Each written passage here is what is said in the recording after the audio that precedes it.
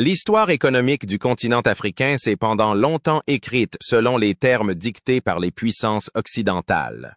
L'Afrique, riche en ressources naturelles, a été reléguée au rang de fournisseur mondial bon marché, exportant des matières premières sans valeur ajoutée, tandis que les pays du Nord engrangeaient les bénéfices d'une industrialisation basée sur cette abondance. Mais aujourd'hui, cette dynamique est en train de s'effondrer. Une vague inédite déferle sur le continent. 10 nations africaines ont instauré des restrictions à l'exportation de ressources brutes essentielles, dans un effort stratégique pour reconquérir leur souveraineté économique. Cette transformation ne repose pas uniquement sur des considérations économiques. Elle porte en elle une charge symbolique forte, un message adressé au monde. L'Afrique n'est plus prête à sacrifier son avenir pour soutenir la prospérité étrangère. Désormais, les matières premières extraites du sol africain doivent d'abord bénéficier aux populations africaines. Cela marque une rupture radicale avec des décennies de dépendance structurelle, héritée en partie de la colonisation et prolongée par des accords inégaux avec les multinationales. Ces mesures ne sont pas uniformes. Chaque pays a adopté une stratégie adaptée à ses ressources, à son histoire et à ses priorités. Mais elles partagent toutes un objectif fondamental: assurer que les bénéfices issus de l'extraction ou de la culture de matières premières ne fuient plus à l'étranger, mais servent à créer des emplois, renforcer les devises locales, encourager la transformation industrielle et stabiliser les économies. Le Ghana, par exemple, impose désormais aux entreprises minières de vendre une part significative de leur or raffiné à la Banque centrale. L'objectif est clair: accroître les réserves nationales et réduire la dépendance au dollar. Cette démarche s'inscrit dans une volonté de résilience monétaire face aux chocs extérieurs. 1. Enjeu crucial à l'heure où la volatilité du marché des changes fragilise les économies du Sud global. En parallèle, d'autres pays comme l'Ouganda ont pris conscience de la perte de valeur associée à l'exportation de produits agricoles non transformés. Le café ougandais, réputé pour sa qualité, était exporté brut vers l'Europe, où il était torréfié, conditionné et revendu avec une marge colossale. Aujourd'hui, Kampala entend garder une plus grande part de la chaîne de valeur sur son territoire. Mais cette vague de réformes n'a pas émergé dans le vide. Elle est en partie le fruit de l'impasse dans laquelle les modèles économiques extractivistes ont mené certains pays africains. Des crises monétaires récurrentes, des déficits commerciaux chroniques et une dépendance excessive aux cours mondiaux des matières premières ont démontré les limites d'un développement basé sur l'exportation brute. En outre, les opinions publiques africaines, mieux informées et plus exigeantes, appellent leur gouvernement à agir pour que les richesses du continent ne soient plus siphonnées sans retour. Le récit de la souveraineté économique s'impose peu à peu dans le discours politique, parfois avec une vigueur nationaliste, parfois dans une perspective de justice sociale. Sur la scène internationale, cette réorientation dérange. Les grandes puissances, qui avaient pris pour acquis l'accès bon marché aux ressources africaines, voient aujourd'hui leur chaîne d'approvisionnement remise en cause. Le secteur technologique en Occident, par exemple, dépend étroitement de métaux rares africains comme le cobalt, le lithium ou le cuivre. Toute entrave à cet accès provoque des tensions, des hausses de prix et des incertitudes sur l'avenir industriel de certaines branches. Ce bouleversement pose une question cruciale. L'Afrique peut-elle inverser durablement le rapport de force économique mondiale si les pays du continent parviennent à coordonner leurs politiques, à développer des industries locales de transformation et à résister aux pressions diplomatiques et financières? Alors cette révolution silencieuse pourrait marquer l'émergence d'une nouvelle ère. Une ère où le continent africain cesse d'être un grenier pour l'Occident, pour devenir un acteur économique souverain et respecté. Le défi est immense. Il faudra investir massivement dans l'éducation, les infrastructures, l'énergie et la gouvernance. Mais les premiers signes sont encourageants. Le fait que 10 nations africaines aient déjà franchi le pas indique que le mouvement ne se limite pas à une simple revendication symbolique. Il s'agit d'une tendance lourde, enracinée dans une volonté collective de changement. Alors que le monde entre dans une nouvelle phase de transition, qu'elle soit énergétique, climatique ou géopolitique, l'Afrique revendique sa place. Non plus comme spectatrice du progrès des autres, mais comme architecte de son propre destin. Et ce destin commence par le contrôle de ses ressources. Le Ghana et l'Ouganda incarnent deux des exemples les plus emblématiques de cette reconquête économique africaine. Chacun à sa manière, ces deux pays ont décidé de ne plus se contenter d'exporter des ressources brutes, mais d'imposer des règles nouvelles afin que les bénéfices restent chez eux. Ce tournant stratégique, qui bouleverse des décennies de dépendance commerciale envers les puissances occidentales, marque une volonté politique claire. Faire de la richesse nationale un levier de développement interne, et non une matière première à bon marché pour les marchés extérieurs. Au Ghana, le choix du gouvernement d'imposer aux compagnies minières de vendre 20% de leur production aurifère traitée à la Banque du Ghana est bien plus qu'un simple ajustement technique. C'est un acte de souveraineté monétaire. En reconstituant ses réserves d'or, le pays veut renforcer sa monnaie, atténuer les effets des chocs extérieurs et réduire sa dépendance aux devises étrangères. Pendant trop longtemps, l'économie ghanéenne a été à la merci des fluctuations du dollar et des décisions prises à Washington ou à Londres. Cette politique entend redonner aux autorités locales une marge de manœuvre dans la gestion macroéconomique. Mais cette réforme touche également à un point névralgique de l'histoire postcoloniale, la place des multinationales étrangères dans l'exploitation des ressources nationales.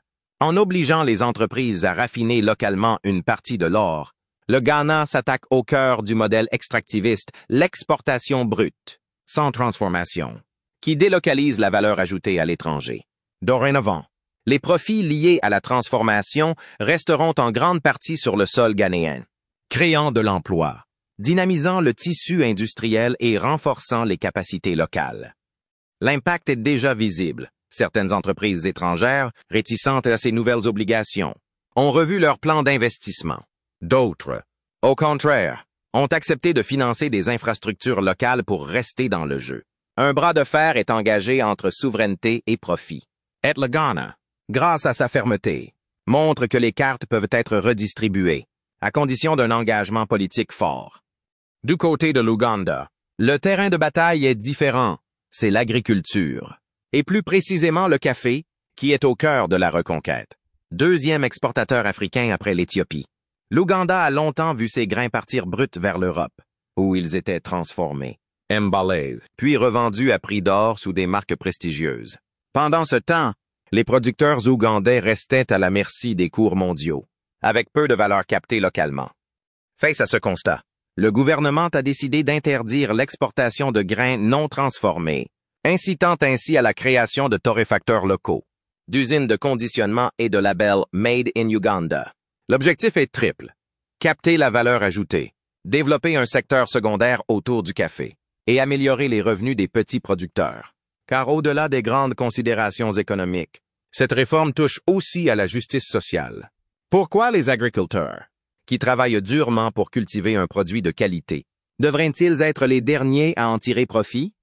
Cette politique agricole s'accompagne de mesures d'accompagnement, subventions à la création de PME de transformation, formation technique, accès facilité au crédit. Résultat, une nouvelle génération d'entrepreneurs émerge dans le secteur agroalimentaire ougandais, avec une ambition claire: transformer le pays d'un simple fournisseur à un acteur compétitif sur le marché mondial. Naturellement, ces réformes n'ont pas été accueillies avec enthousiasme partout.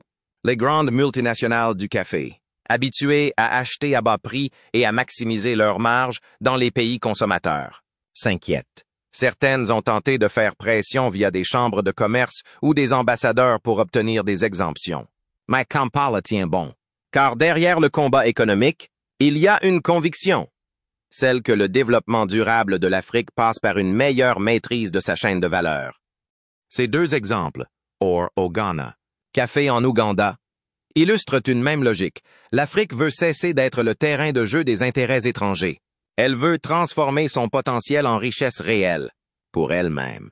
Cette ambition, qui semblait utopique il y a encore quelques années, s'incarne aujourd'hui dans des décisions concrètes, des lois, des investissements, des ruptures assumées. Mais ce changement de cap est aussi un signal adressé aux autres pays africains. Il montre qu'il est possible de résister aux logiques héritées du passé, qu'on peut dire non à l'exploitation systémique, et surtout, qu'il est rentable d'investir dans la transformation locale. Déjà, Plusieurs États du continent s'inspirent de ces exemples pour réfléchir à leurs propres réformes, qu'il s'agisse de cacao, de coton ou de minerais. Enfin, ce tournant stratégique est également une réponse aux crises globales, face aux incertitudes économiques mondiales, aux tensions sur les marchés des matières premières et aux défis climatiques. Les pays africains prennent conscience que leur avenir dépend de leur capacité à valoriser leurs atouts, et cela commence par un contrôle accru sur leurs ressources. Le Ghana et l'Ouganda ne sont pas encore devenus des puissances industrielles, mais ils tracent une voie qui combine souveraineté, développement inclusif et rééquilibrage des rapports de force. Une voie qui pourrait, si elle est poursuivie avec détermination, changer durablement le visage de l'Afrique dans l'économie mondiale. La forêt africaine, poumon écologique du continent, a longtemps été exploitée sans retenue au profit de marchés étrangers, notamment en Europe et en Asie. Le commerce du bois, en particulier du bois brut, a été une source de revenus mais aussi de pertes colossales pour les économies africaines. Car le bois, exporté sans transformation, quitte le continent à bas prix pour être valorisé ailleurs. C'est précisément ce modèle que le Gabon et le Mozambique ont décidé de remettre en cause avec une radicalité assumée. Dès 2010, le Gabon a frappé fort. Interdiction totale de l'exportation de grumes, bois brut. Cette décision, saluée par certains, décriée par d'autres, a bouleversé le marché international.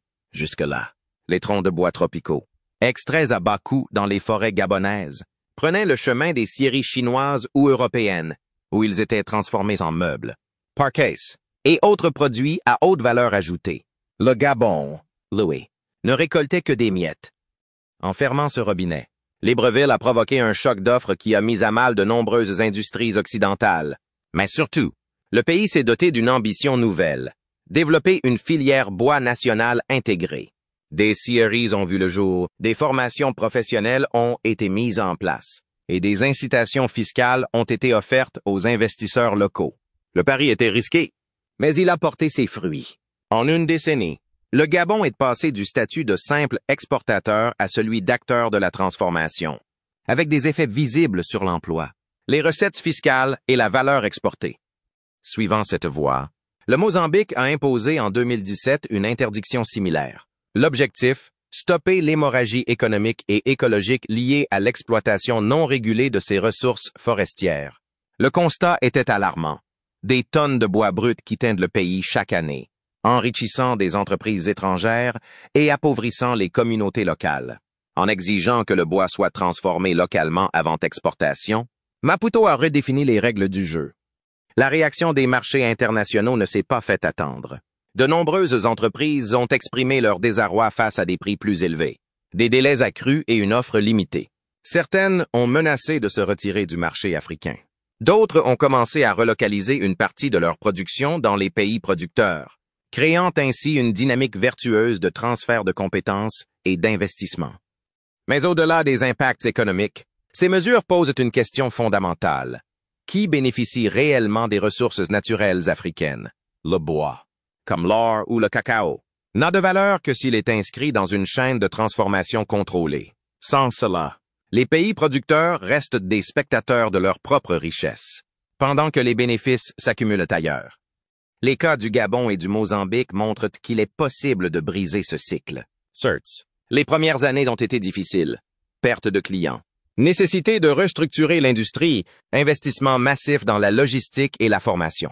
Mais ces défis ont été relevés avec détermination. Et aujourd'hui, les deux pays présentent des bilans encourageants, des milliers d'emplois créés, des produits à haute valeur ajoutée exportés sous label national et une filière bois plus résiliente et plus durable. Ce modèle inspire déjà d'autres nations forestières africaines. Des pays comme la République du Congo, le Cameroun ou la République centrafricaine envisagent des mesures similaires. Le principe est simple, transformer localement pour maîtriser la chaîne de valeur et maximiser les gains. Une logique qui va à contre-courant des intérêts immédiats des importateurs, mais qui s'inscrit dans une vision à long terme de souveraineté économique. Cette politique de transformation du bois n'est pas qu'économique. Elle est aussi politique, sociale et environnementale. Elle affirme le droit des pays africains à tirer profit de leurs ressources, à les gérer durablement et à les utiliser comme levier de développement. Elle rompt avec la logique de rente extractive qui a trop longtemps dominé les relations entre l'Afrique et le reste du monde. Les défis restent nombreux. Les infrastructures sont parfois insuffisantes. Les compétences techniques doivent encore être consolidées. Et la corruption peut menacer les efforts entrepris. Mais les fondations sont là. Et le message envoyé est limpide. L'Afrique n'est plus disposée à céder ses richesses sans contrepartie. En refusant de continuer à exporter du bois brut, Gabon et Mozambique affirment que la richesse africaine doit d'abord enrichir l'Afrique. Une idée simple, mais puissante. Une idée qui, si elle se généralise, pourrait profondément transformer la place du continent sur l'échiquier économique mondial. Parmi les décisions les plus retentissantes de cette vague de reconquête des ressources africaines, celle du Niger a fait l'effet d'un séisme. En décidant de limiter les exportations d'uranium, une ressource essentielle à la production d'énergie nucléaire. Le Niger a frappé au cœur d'une dépendance énergétique occidentale peu assumée, celle de la France. Ce pays, fier de son indépendance énergétique grâce à son parc de centrales nucléaires, découvre aujourd'hui que cette autonomie proclamée repose en réalité sur une ressource venue du Sahel. Depuis les années 60, l'uranium nigérien alimente une grande partie des réacteurs nucléaires français. Pour Areva, aujourd'hui Orano, entreprise française historique dans l'extraction d'uranium. Le Niger était un partenaire incontournable. Mais derrière ce partenariat se cachait un déséquilibre structurel, une ressource vendue à bas prix, des retombées locales limitées et une population nigérienne souvent laissée pour compte. Cette situation a été durablement acceptée, jusqu'à ce que le vent tourne. Avec l'arrivée d'un nouveau gouvernement à Niamey et dans le contexte d'une prise de conscience croissante des injustices historiques, le Niger a décidé de renégocier ses contrats. L'uranium ne pouvait plus être bradé à des prix d'amitié, alors que le pays restait l'un des plus pauvres du monde. L'État nigérien a alors introduit des restrictions à l'exportation, exigeant une révalorisation des prix, des investissements locaux et une meilleure redistribution des revenus miniers. La France, surprise par ce changement de ton, a été contrainte de revoir sa stratégie. Les contrats anciens, souvent signés dans des contextes de dépendance post-coloniale, sont remis en question. Et pour Paris, l'heure est à la diversification de ses approvisionnements, une tâche complexe et coûteuse. Le marché mondial de l'uranium étant tendu, le remplacement du Niger n'est pas aisé. De plus, la qualité de l'uranium nigérien et sa proximité géographique constituaient des avantages logistiques non négligeables. Le coût porté à la France n'est pas qu'économique, il est aussi symbolique. Il remet en cause le récit d'une autonomie énergétique bâtie sur des fondations africaines. L'opinion publique en France commence à découvrir que l'électricité propre et indépendante de ses foyers est liée à l'exploitation d'un minerai prélevé dans des régions en souffrance, parfois au détriment des populations locales. Pour le Niger, cette décision s'inscrit dans une volonté plus large d'affirmation souveraine. Le pays, longtemps marginalisé, veut désormais jouer un rôle dans la fixation des règles du jeu énergétique mondial. En renégociant les termes de ses exportations, en valorisant ses ressources et en diversifiant ses partenaires. Niamey tentait de s'affranchir d'un système de dépendance mutuelle asymétrique. Il ne s'agit pas de rompre avec l'Occident, mais de rétablir un équilibre plus juste. Les conséquences de cette nouvelle politique sont multiples. À court terme, le Niger subit des pressions. Certains bailleurs de fonds ont suspendu des aides. Des menaces de sanctions ont été brandies. Mais à long terme, la stratégie nigérienne pourrait s'avérer payante. En imposant ces conditions, le pays attire déjà l'attention d'acteurs non traditionnels comme la Chine, la Russie ou la Turquie, désireux de s'assurer un accès privilégié à l'uranium africain. Le Niger n'est pas un cas isolé. Il incarne une tendance plus large de réappropriation des ressources stratégiques par les États africains. Et son bras de fer avec la France illustre parfaitement la tension qui existe entre les intérêts géopolitiques occidentaux et les aspirations à l'autonomie économique du continent. Ce conflit larvé sur fond de minerais nucléaires révèle également les vulnérabilités du modèle énergétique européen. À l'heure où l'Union européenne cherche à se positionner comme leader de la transition énergétique, elle doit admettre que cette ambition ne peut pas reposer sur l'exploitation déséquilibrée de partenaires africains. Une transition véritablement durable doit aussi être juste et équitable, y compris dans la répartition des bénéfices liés aux ressources nécessaires. Du côté du Niger, les recettes tirées de l'uranium pourraient permettre de financer des infrastructures, de développer l'éducation, la santé et de moderniser les services publics. À condition, bien sûr, que ces revenus soient bien gérés et ne tombent pas dans les pièges classiques de la corruption et de la mauvaise gouvernance. Enfin, cette affaire pose une question centrale. Les relations Afrique-Europe peuvent-elles se réinventer sur des bases d'égalité et de respect mutuel? Le Niger semble dire oui, mais à une condition, que l'époque des traités déséquilibrés et des ressources sous-évaluées soit définitivement révolue. La leçon est claire. Les pays africains veulent être considérés comme des partenaires, non comme des pourvoyeurs silencieux de ressources, et le monde doit s'y habituer. L'envolée des prix alimentaires à l'échelle mondiale a agi comme un révélateur brutal des vulnérabilités structurelles des systèmes agroalimentaires. Dans ce contexte tendu, la Guinée et la Côte d'Ivoire, deux puissances agricoles africaines, ont pris des mesures inédites pour protéger leur population et revendiquer une gestion plus souveraine de leurs ressources vivrières et commerciales. Ces politiques s'inscrivent dans une stratégie plus large de reprise en main économique, visant à rompre avec le rôle traditionnel de grenier bon marché pour les marchés occidentaux. La Guinée, confrontée à la pression croissante des marchés internationaux, a décidé d'interdire temporairement l'exportation de produits agricoles essentiels tels que le riz, le maïs ou l'igname. Objectif? Garantir l'approvisionnement du marché intérieur et protéger les consommateurs guinéens des hausses vertigineuses des prix alimentaires. Pendant des années, ces denrées étaient massivement exportées, souvent à des prix dérisoires, tandis que la population locale faisait face à des pénuries et des hausses de prix. Aujourd'hui, le gouvernement place la sécurité alimentaire au cœur de ses priorités. Ce changement de cap est aussi une réponse au déséquilibre provoqué par la mondialisation.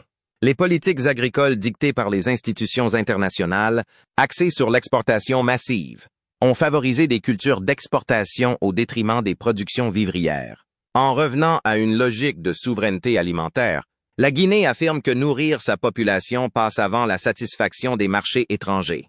Il s'agit d'un signal fort, adressé tant aux entreprises internationales qu'aux bailleurs de fonds. Les conséquences ne se sont pas fait attendre. Plusieurs entreprises agroalimentaires européennes, qui s'approvisionnaient en Guinée, ont vu leur chaîne logistique bouleversée.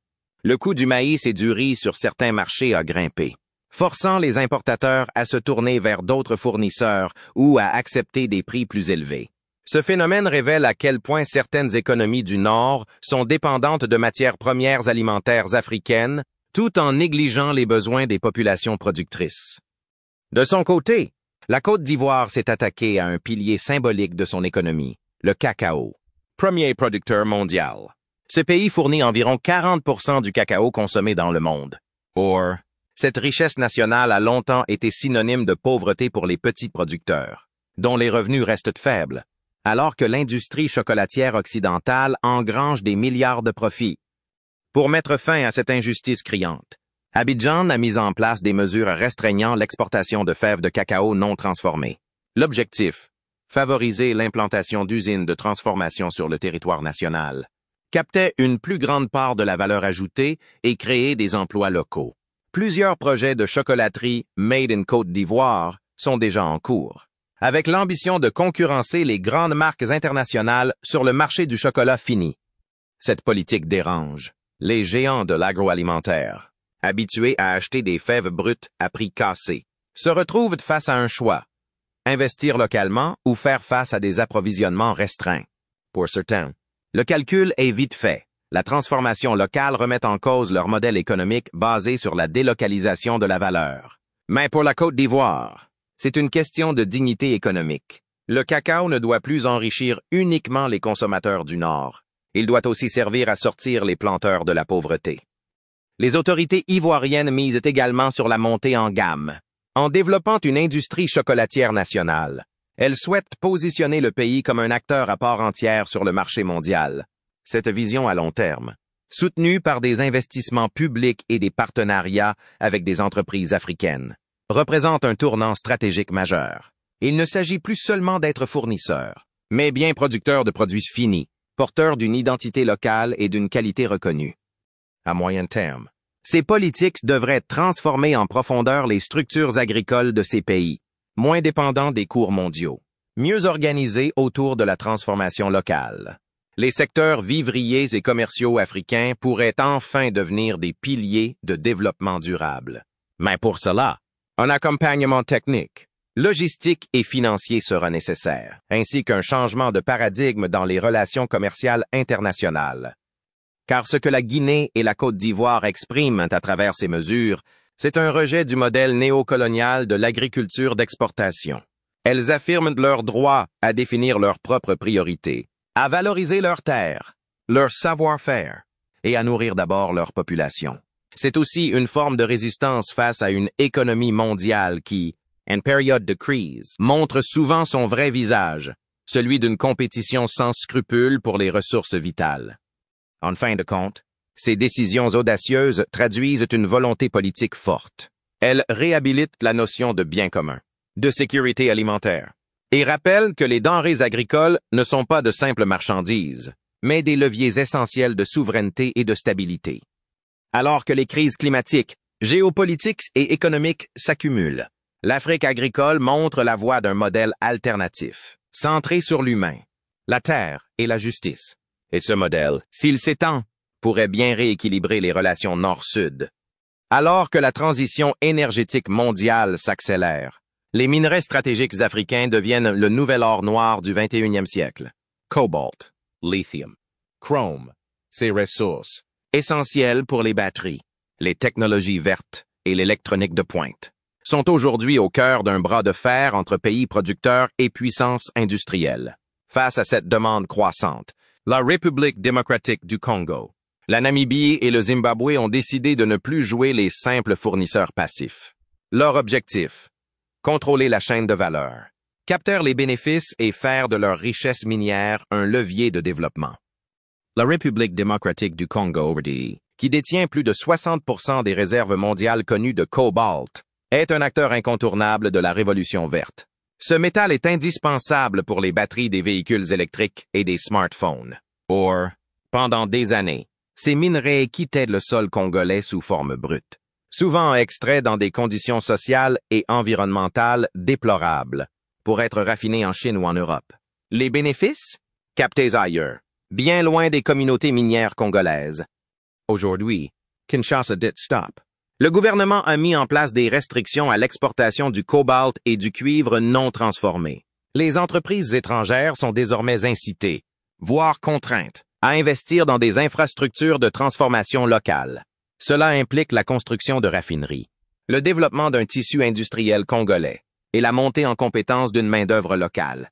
C'est un bouleversement majeur pour les multinationales, habituées à s'approvisionner sans contrainte dans l'un des pays les plus riches en minerais au monde. Cette politique s'inscrit aussi dans un contexte géopolitique tendu.